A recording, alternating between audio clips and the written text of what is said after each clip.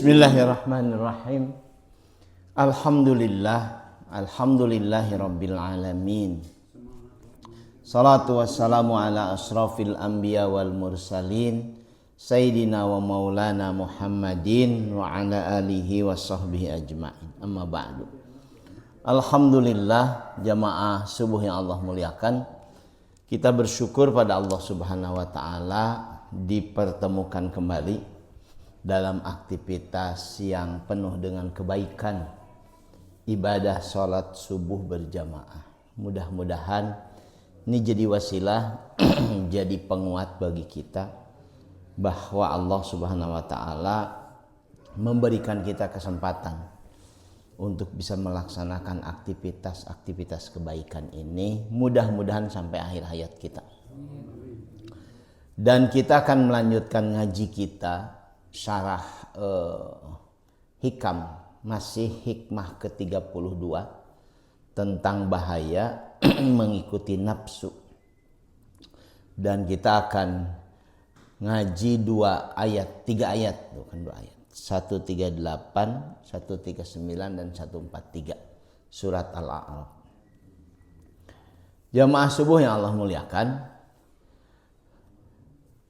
bahasan tentang mengikuti hawa nafsu, mengikuti kecenderungan dari syahwat kita dibahas dalam banyak sekali kitab oleh para ulama tasawuf, karena dianggap menjadi bagian pembahasan yang penting untuk membuat manusia punya pemahaman luar biasa bahwa tidak ada seorang pun jamaah sekalian yang steril dari kemungkinan mengikuti hawa nafsu. Tidak ada seorang pun, termasuk para nabi. Kalaupun Nabi Muhammad SAW dipelihara oleh Allah Subhanahu wa taala sehingga disebut maksum, itu betul-betul karena kasih sayangnya Allah Subhanahu wa taala. Termasuk juga dalam penjelasan kemarin, walaula fadlullahi alaikum wa rahmatuhu, kalau bukan karena karunia Allah dan kasih sayangnya kepada kita semua, tidak ada seorang pun di antara kita yang bisa hidup bersih selamanya. Mazaka minkum min ahadin abada. Jadi kalau kita bisa hidup bersih, menjauhkan diri dari kemaksiatan, keburukan dan lain sebagainya, betul-betul karena kasih sayang Allah Subhanahu wa taala pada kita. Mari kita lihat ayat 138, 139 dan 143 surat Al-A'raf.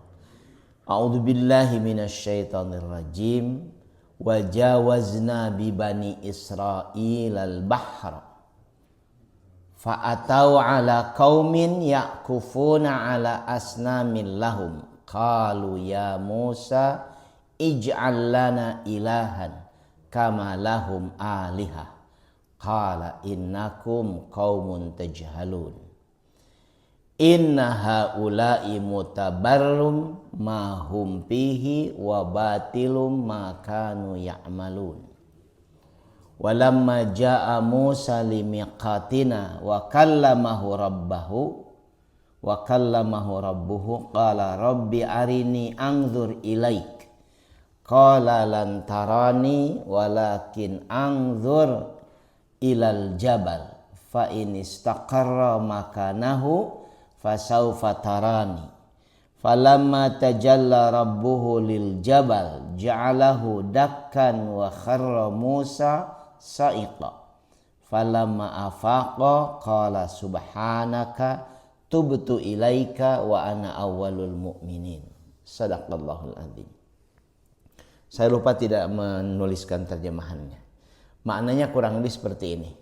Jamaah sekalian, Nabi Musa berhasil membawa Bani Israel dari sekian ratus tahun, hampir 1 milenium, 900 tahun, dalam cengkeraman penjajahan Fir'aun laknatullah alaih, dari bumi Mesir, Afrika Utara, menuju ke wilayah yang kemudian berbeda benua ke benua Asia. Sekarang wilayah tempat Nabi Musa dan para umat Bani Israel itu disebut dengan wilayah Syam. Sekarang dibagi lagi menjadi 5 negara, yaitu Yordania, Libanon, Suriah, dan kemudian satu lagi Palestina. Yang kelima negara haram Israel, itu wilayah tempat Nabi Musa. Yang ke Palestinanya bahkan tidak berhasil masuk sampai meninggal dunia. Berhasil dibawa, dibebaskan dari kemerdekaan, dari cengkeraman Firaun yang demikian luar biasa sampai hampir 1 milenium. Kemudian mereka nyebrang. Ayat ini menjelaskan apa yang terjadi setelah mereka kemudian berhasil nyebrang, kaki mereka masih basah, nyebrang Laut Merah itu. Wajawazna bibani Israel bahra. Dan ketika kami selamatkan Bani Israel menyeberangi Laut Merah, Israel al-bahra, fa'atau ala qaumin ya'kufuna ala asnamilahum. Mereka kemudian melewati satu kaum yang sedang tekun khusyuk beribadah kepada berhala-berhala mereka. Bisa dibayangkan ya, lewat nih hampir 1 juta orang lewat, dan mereka ketemu dengan satu kaum yang sedang beribadah dengan khusyuk menyembah berhala. Asnamil lakum. Asnam itu berhala-berhala, banyak berhalanya. Kemudian mereka langsung berkata pada Nabi Musa, qalu ya Musa, wahai Musa, ij'al lana ilahan kama lahum alihah. Tolong dong bikinkan buat kami Tuhan-Tuhan seperti yang mereka sembah. Potensi musyrik, Pak, selalu ada pada setiap kita, termasuk pada umat-umat pilihan yang ditemani para nabi. Apalagi kita nih, yang jauh dari para nabi. Marah besar Nabi Musa. Kata Nabi Musa, innakum qaumun tajhalun. Dasar umat jahiliyah. Umatnya ini yang dimarahin ini.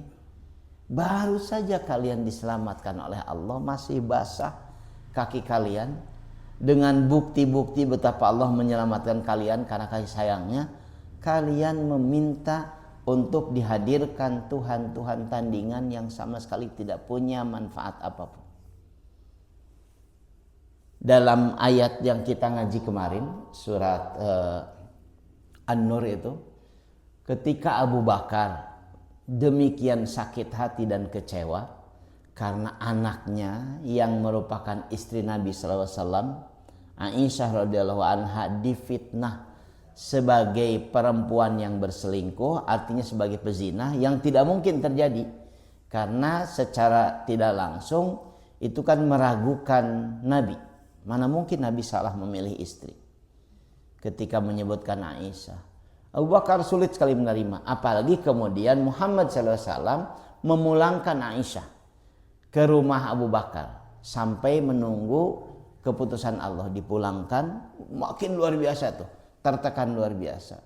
Dalam kondisi tertekan, Abu Bakar kemudian dari rumahnya menuju masjid untuk menenangkan diri. Dari jalan dari rumah menuju masjid, beliau ketemu dengan beberapa orang. Ya mungkin kalau di kita sedang minum kopi, sedang nongkrong, sedang ngobrol. Yang diobrolkannya adalah tentang fitnah pada Aisyah dengan obrol yang buruk. Dan Abu Bakar melihat yang ngobrolkan itu, yang menggibah itu, yang menjelek-jelekan anaknya itu adalah orang-orang yang justru selama ini dia bantu. Bahkan beberapa adalah keluarganya, saudaranya. Nanti dalam ayat ke berapa ya? 22 atau 22 kalau tidak salah. Abu Bakar sampai bersumpah, tidak akan pernah lagi saya bantu mereka karena mereka tidak tahu diri. Dan disebutkan itu, yang mendiskreditkan Aisyah itu dalam ayat itu adalah minal muhajirin, orang-orang muhajirin. Minal masakin wal muhajirin fi sabilillah. Padahal Nabi berkali-kali menyebutkan khairul qurun qarni. Zaman terbaik itu adalah kurun ketika aku dan para sahabat hidup. Siapa sahabat Nabi Muhajirin wal Ansor? Dalam Al-Quran tentang ayat fitnah pada Aisyah itu, yang turut menyebarkan fitnah itu tanpa disadari adalah orang-orang muhajirin fi sabilillah. Apa maknanya? Tidak ada seorang pun jamaah subuh yang Allah muliakan yang steril dari perbuatan maksiat, dari perbuatan dosa, dari memperturutkan hawa nafsu, ngikuti langkah-langkah setan. Ini juga terjadi pada kaum pilihan Bani Israel yang diajak Nabi Musa untuk kemudian membangun peradaban, melepaskan diri dari cengkeraman Fir'aun. Begitu mereka selesai mendapatkan bantuan, terlepas dari Fir'aun, dengan tidak malu mereka justru meminta pada Nabi Musa alaihissalam untuk menjadikan bagi mereka Tuhan yang bisa mereka sembah seperti yang disembah orang-orang yang mereka lewati. Ij'al lana ilahan kama lahum alihah. Qala innakum qaumun tajhalun.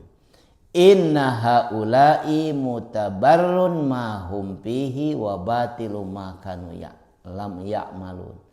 Sesungguhnya mereka orang-orang yang menyembah berhala itu mutabarrun ma hum fihi. Perbuatan mereka adalah kemusyrikan, keburukan di dalam perbuatan ibadah, menganggap sedang beribadah padahal sedang melakukan kemusyrikan. Wa batilu ma kanu ya'malun, dan membatalkan, membuat sia-sia seluruh perbuatan baik yang mereka lakukan. Kemusyrikan itu, jamaah subuh yang Allah muliakan, adalah basis akidah. Basis akidah itu kan tauhid, lawannya musyrik. Ketika bertauhid, Allah menjanjikan lewat lisan Nabi, bahkan dimuat dalam Al-Quran, seseorang akan mendapatkan keselamatan di dunia dan di akhirat dengan basis tauhid saja. Lewat lisan Nabi, Rasul SAW menyampaikan, mangkana akhiru kalamihi la ilaha illallah dakhalal jannah. Siapapun yang akhir perkataannya di dunia ini adalah la ilaha illallah, tauhid, maka dia akan masuk dalam surga. Itu basisnya. Boleh jadi, karena sahabat bertanya, kalau dia mencuri, walaupun dia mencuri. Kalau dia berzina, walaupun dia berzina. Kalaupun dia membunuh, walaupun dia membunuh. Karena basisnya adalah basis yang demikian kokoh. Tapi kemampuannya mengendalikan diri untuk menahan godaan, tipuan, dan ajakan hawa nafsu dengan setan sulit dia kendalikan. Tapi selama basis akidahnya kokoh, dia punya janji dari Nabi sallallahu alaihi wasallam untuk mendapatkan keselamatan baik di dunia maupun di akhirat. Tapi ketika basis akidahnya adalah kemusyrikan, Allah menegaskan lewat ayat ini, inna haula'i, sesungguhnya mereka yang menyembah berhala itu mutabarrun, melakukan kemusyrikan, mahum fihi, dalam aktivitas yang mereka lakukan, dan membuat batil, sia-sia seluruh perbuatan baik yang mereka lakukan. Apapun perbuatan baik kita, dalam bahasa agama amal saleh, kalau masih juga percaya kepada selain Allah seperti percaya kepada Allah, hancur seluruh amal yang kita bangun. Apapun jenis amal itu, untuk menunjukkan betapa pentingnya basis tauhid itu. Dan dalam ayat 143-nya Allah menegaskan walamma jaa Musa limiqatina. Dan ini pernah terjadi, diabadikan dalam Al-Quran, kepada orang yang demikian luar biasa, diberikan kewenangan, yaitu Nabiullah Musa, disebutnya juga kalamullah. Dan ketika Musa datang ke tempat di mana dia mengambil perjanjian dengan Allah Subhanahu wa taala, wa kallamahu rabbuhu, kemudian diajak dia berbincang oleh Tuhannya, qala, Nabi Musa kemudian meminta, Rabbi arini anzur ilaik. Tuhanku, izinkan aku bisa melihatmu secara langsung. Tidak pernah ini dilakukan oleh semua nabi kecuali Nabi Musa alaihissalam. Saya membaca tafsir ayat ini Pak dalam beberapa kitab tafsir yang saya miliki. Salah satunya Al-Misbah Quraish Shihab. Kata Quraish Shihab, inilah karakter Yahudi. Nabi Musa itu orang Yahudi. Karakter yang seringkali melampaui batas. Tidak pernah dilakukan dan tidak mungkin dilakukan oleh Nabi Muhammad SAW. Karena adabnya, keberaniannya untuk melakukan perilaku seperti ini nggak akan pernah muncul. Tapi di orang Yahudi, hatta nabinya, termasuk nabinya sendiri, punya keberanian untuk mengajukan permohonan yang sangat melampaui batas. Qala rabbi arini anzur ilaik. Tuhanku, izinkan aku bisa melihat engkau langsung.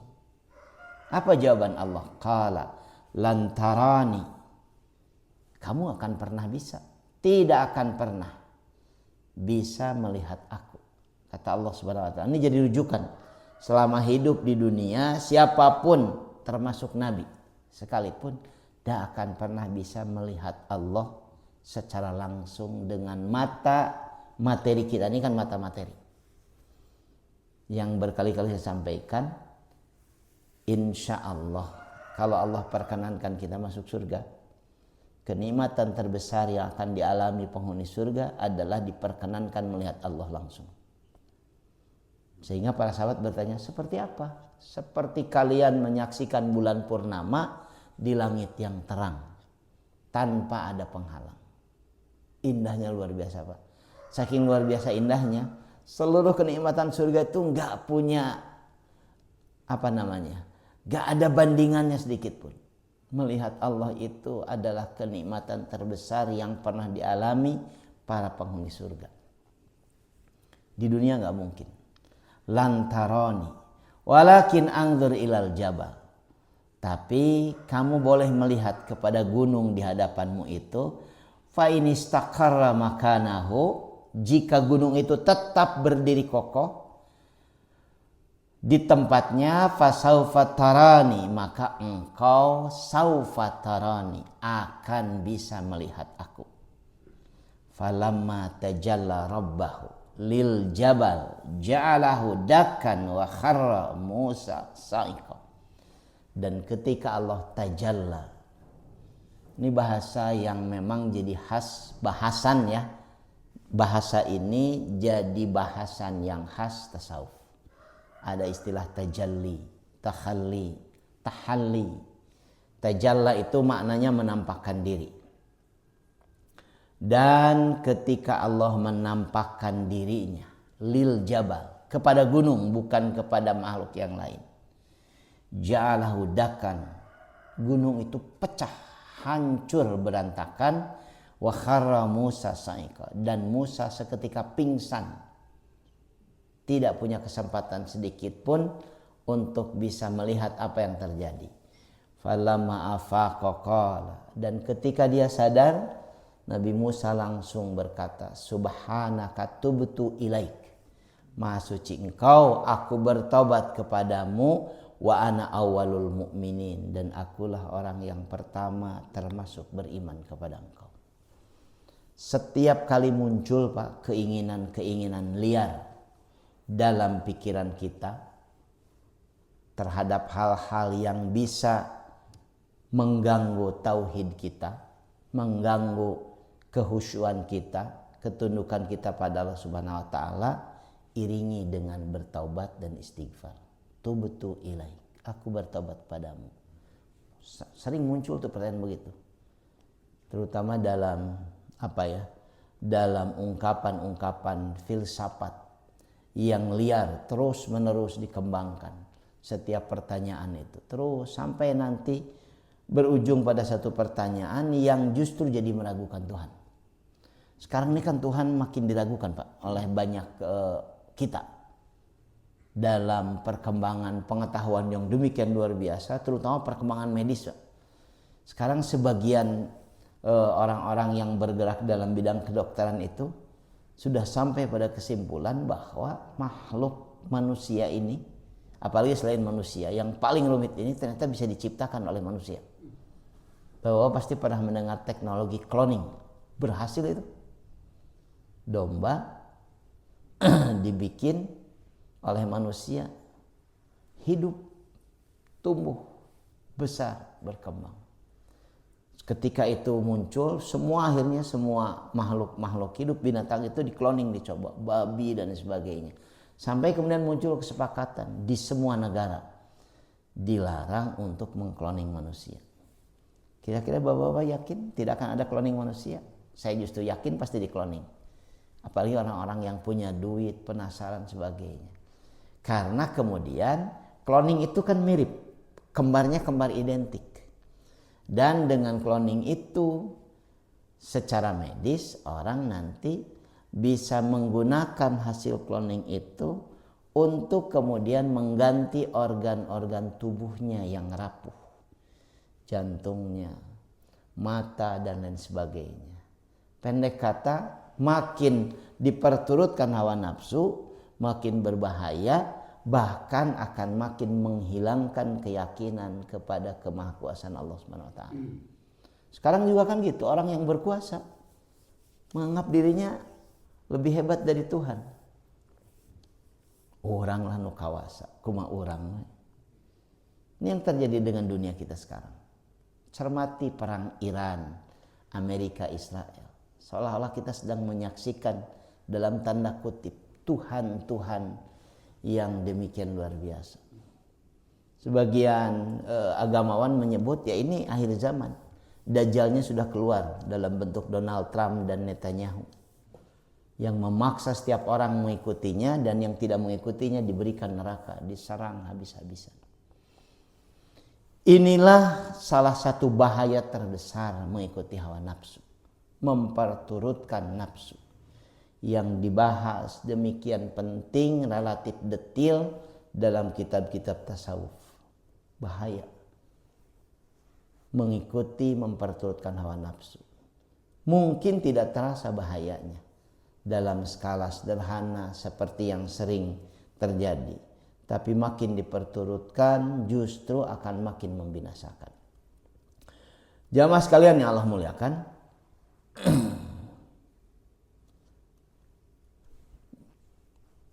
secara sunnatullah orang beriman itu ternyata secara sunnatullah nih akan mengikuti jejak orang kafir, terutama ahli kitab. Saya menyampaikan ini dari hadis Nabi sallallahu alaihi wasallam. Mari kita lihat hadis Nabinya. La taqumus sa'ah hatta ta'khudha ummati bi ahdil qurun qablaha. Sibran bisibrin wa dira'an bidira'in.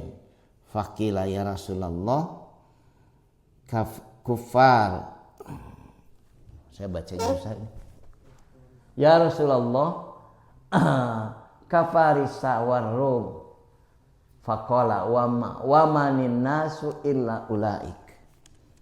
Kata Nabi SAW, umatku itu akan mengikuti jalan generasi sebelumnya sejengkal demi sejengkal. Sibron bisiberin, dira'an bidira'in, sehasta demi sehasta. Lalu yang bertanya pada Rasulullah itu mengatakan, apakah mereka itu mengikuti Parsi, Iran sekarang? Karena saat itu kan menjadi adik kuasa, dan Romawi. Kata Nabi, ya selain mereka siapa lagi? Artinya kita akan ngikutin negara yang dianggap maju, luar biasa, walaupun negara-negara itu negara yang jauh dari Allah SWT. Saat itu kan Parsi itu menjadi negara adikuasa yang keyakinannya itu adalah majusi, menyembah api. Dalam bahasa sosiologi agama itu Zoroaster, Zarathustra dan sebagainya. Romawi yang dimaksudkan Eropa. Dalam kesempatan yang lain Nabi menjelaskannya dalam redaksi yang berbeda. latattabi'anna sunanal ladzina min qablikum shibran bi shibrin wa dira'an bi dira'in hatta law dakhalu fi juhrin dobiyyin lattaba'tumuhum. Qulna ya Rasulullah al yahud wan nasara, qala faman. Umatku nanti betul-betul akan mengikuti orang-orang sebelum mereka sejengkal demi sejengkal, sehasta demi sehasta. Bahkan jika mereka itu masuk ke lubang biawak sekalipun, pasti kalian akan mengikutinya. Para sahabat langsung berkata, ya Rasulullah, yang kau maksud itu kami mengikuti Yahudi dan Nasrani. Kata Nabi, siapa lagi? Ini hadis-hadis sahih yang menjelaskan betapa rentannya kita umat Muhammad SAW ini untuk mengikuti hawa nafsu kita karena melihat itu kemajuan, karena melihat itu luar biasa, karena melihat itu luar biasa berkembang, luar biasa modern. Tuturkeun, sok meh maju tuturkeun, ulah adat kekurung ku iga, kan begitu sekarang dianggapnya kemajuan, ngikutin orang-orang yang hebat dari barat ini kemajuan. Dan Nabi sudah menyampaikan itu yang akan terjadi pada kita. Sunnatullah, bagian dari apa yang menjadi episode hidup umat Muhammad SAW adalah mengikuti jejak orang-orang kafir. Kalau dulu ngikutin jejak orang Rum dan Parsi, sekarang mengikuti jejak barangkali ya kalau disebutkan dengan jelas Amerika dan Barat. Ikutin oleh kita. Semua negara dianggap maju kalau ngikutin mereka, dan semua negara dianggap tidak akan maju, tidak akan berkembang kalau tidak ngikutin mereka. Ini yang terjadi pada kita sekarang, baik dari aspek politik, dari ekonomi apalagi, dan lain sebagainya, dari teknologi. Ikutin, maju politiknya juga, maju ekonominya dan sebagainya. Kita sedang dikepung keburukan demi keburukan karena dengan kesadaran penuh kita mengikuti yang justru akan menjauhkan kita dari nilai-nilai ilahiyah. Saya masih lanjutkan jemaah sekalian dengan penjelasan apa saja sebetulnya yang menjadi faktor pendorong atau mungkin bahkan jadi faktor penguat kita mengikuti mereka. Yang pertama, syahwat. Kecenderungan mengikuti hawa nafsu itu memang sudah melekat inherent dalam diri kita masing-masing. Pawaswasa lahuma syaitan liyubdiya lahuma min sawatihima wa qala manahakuma rabbukuma an hadhihi syajarah illa an takuna malakain au takuna minal khalidin wa qasamahuma inni lakuma laminan nasihin fadallahuma bigurur. Dulu Pak, ayah ibu kita yang pertama kali oleh Allah diciptakan, yaitu Bapak Adam dengan Bunda Hawa, dibisiki setan, waswasah namanya, bisikan setan itu.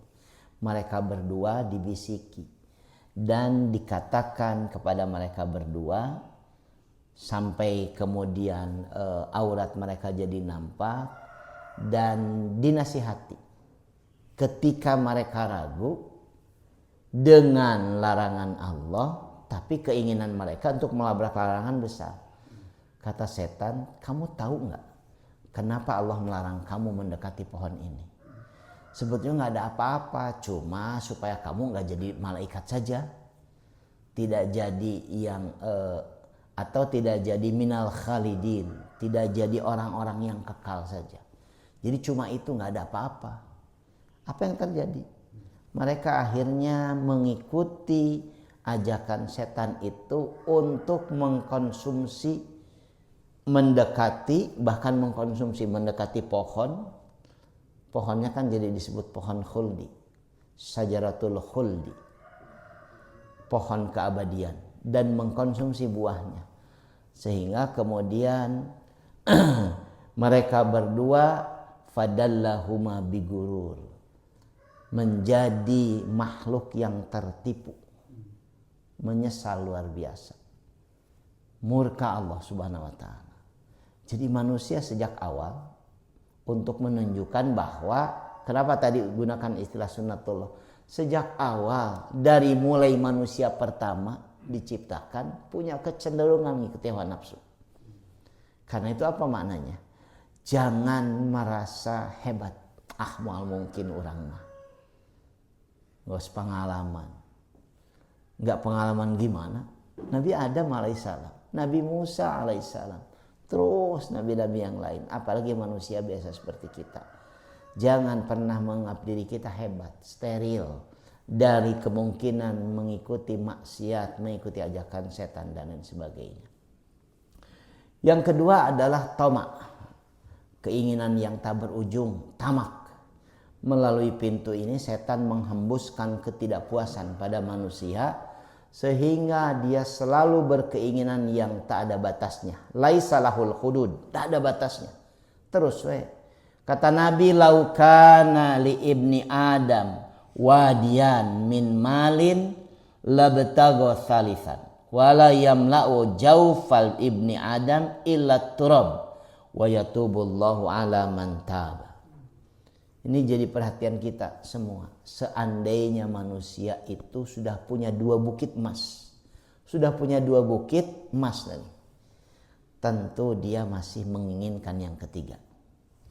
Tidak ada yang bisa membuat kenyang perutnya kecuali kematian, kecuali terus dikubur. Hatta zurtumul maqabir. Kan ayatnya dimulai dengan alhaakum at-takatsur. Al-hayulhi, telah membuat kalian lupa diri. At-takatsur, ngumpulkan harta yang banyak. Terus kumpulkan. Padahal mau dibawa. Kumpulkan. Tentu alasannya sangat logis. Nyaah ka anak. Hayang ninggalkeun budak dalam keadaan mampu ulah sangsara. Betul. Tapi terus menerus menghalalkan banyak cara. Kata Nabi, kalaulah manusia itu sudah punya 2 bukit emas, dia pasti menginginkan yang ketiga. Karena tidak akan pernah penuh keinginannya, kenyang, terpenuhi illa at-turab, kecuali kalau sudah masuk ke dalam tanah. Hatta zurtumul maqabir. Wa yatubullahu ala man taba. Dan Allah selalu akan menerima taubatnya orang-orang yang bertaubat. Perbanyak bertaubat, perbanyak beristighfar, perbanyak mohon ampun. Boleh jadi kita termasuk yang selama ini barangkali memperturutkan hawa nafsu. Terus tidak akan pernah ada masa berhentinya. Karena nafsu itu, bapak-bapak yang Allah muliakan, tidak pernah mengenal usia. Nafsu tidak akan pernah mengenal usia, tidak mengenal jenis kelamin, tidak mengenal musim. Musim apapun nafsu diperturutkan. Usia berapapun nafsu tetap menarik untuk diikuti. Dan inilah bagian penting yang membedakan manusia yang beriman dengan yang tidak. Inilah bagian penting yang membedakan manusia dengan binatang, yaitu kemampuan mengendalikan nafsu. Binatang itu kan tidak malu-malu. Di depan umum, depan banyak orang bisa melakukan perbuatan sangat buruk. Dikejar itu betinanya dan lain sebagainya di depan banyak orang. Kalau manusia tidak bisa mengendalikan nafsunya, apa bedanya dengan binatang? Bahkan Quran menyebutkannya balhum adol, jauh lebih sesat dibanding binatang. Mudah-mudahan ini memperkuat ngaji kita di di bulan Syawal. Ini masih bulan Syawal pasca Ramadan, bahwa perhatian besar kita tetap adalah menjaga nilai-nilai Ramadan itu, yaitu mengendalikan diri, menjaga untuk tidak memperturutkan hawa nafsu mendapat perhatian kita. Karena kondisi kehidupan kita makin hari tetap aja makin mengajak kita untuk memperturutkan hawa nafsu. Mudah-mudahan manfaat. Kalau ada yang menyampaikan, jam berapa ini? Adalah 2-3 menit. Kalau ada yang menyampaikan, mangga. Kalau tidak ada, kita tutup ya ngaji kita. Insya Allah kita ketemu di pertemuan selanjutnya. Mangga Pak, sok nyampaikan boleh. Apa yang silakan? Apakah perbuatan cloning itu sampai sekarang masih suka dilakukan sama mereka-mereka yang merasa kuat. Dan cloning itu jadi ingatnya saya pada stem cell. Stem cell itu kan juga bisa. Saya langsung jawab. Jawaban yang paling pas wallahu alam, enggak tahu saya. Apakah masih dilakukan? Tetapi manusia seperti kita itu kan penasaran. Curiosity-nya luar biasa, rasa ingin tahunya. Yang kedua, di dunia kedokteran sekarang tuh ada penemuan-penemuan biasa. Ada stem cell, sel puncak gitu, dan sebagainya.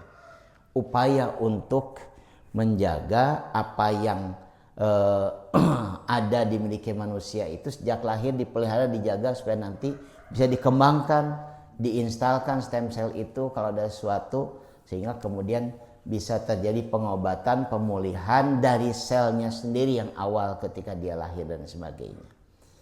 Kira-kira kalau lihat itu, keyakinan saya Pak, kayaknya masih itu cloning dilakukan oleh banyak orang.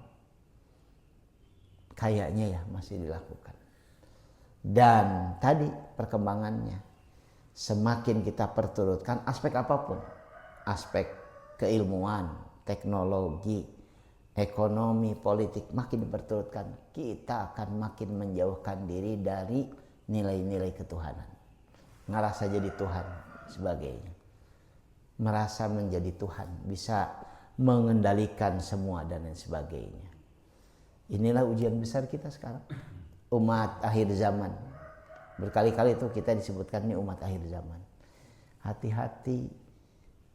Jangan-jangan apa yang sedang kita lakukan itu justru seolah-olah kebaikan, tapi mungkin saja bisa berujung pada keburukan.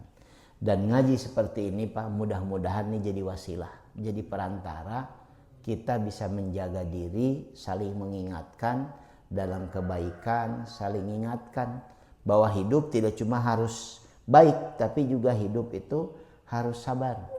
Tawasau bil haq wa tawasau bis sabr. Jadi jawabannya wallahu alam. Tapi kemungkinannya masih tetap dikembangkan di lab-lab tersembunyi di pelosok entah berentah dan lain sebagainya. Mudah-mudahan saya sampaikan manfaat. Aku qouli hada astagfirullah wa lakum. Subhanakallahumma wa bihamdika asyhadu an la ilaha illa anta astaghfiruka wa atubu ilaik. Assalamualaikum warahmatullahi wabarakatuh.